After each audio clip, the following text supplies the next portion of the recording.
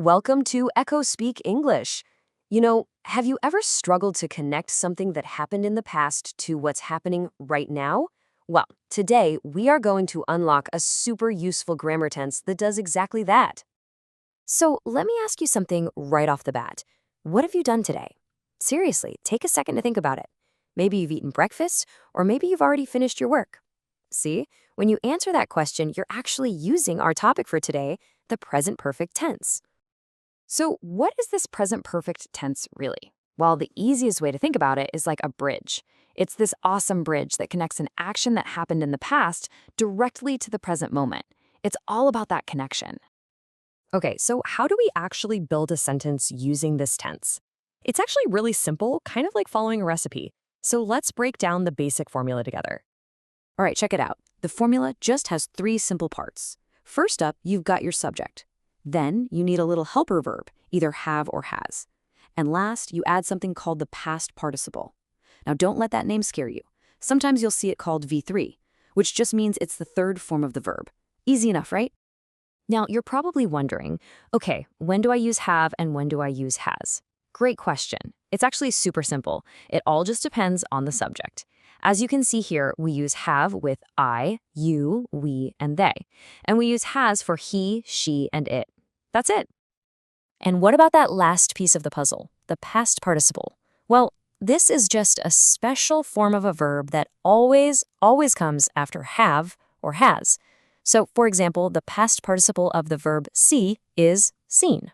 For eat, it turns into eaten, and for finish, it becomes finished. You'll get the hang of these really quickly, I promise. Awesome. Now that we've got the formula down, let's get to the fun part and talk about when we actually use this thing. The first big one, use case number 1, is for talking about experiences. Things you have or haven't done in your life. So for example, a friend might ask you, "Have you seen that movie?" And you could answer back, "Yes, I have seen that movie." See how that works? Now, here's the really important thing to remember when you're talking about experiences. The exact time doesn't matter at all. We're not saying when we saw the movie, just that, yes, in our life, we have had that experience. The when isn't the point. This is a great one to practice, so let's have you repeat it. Just say it out loud with me. I have seen that movie. Nice one. Okay, ready for the next one? Let's move on to our second main use.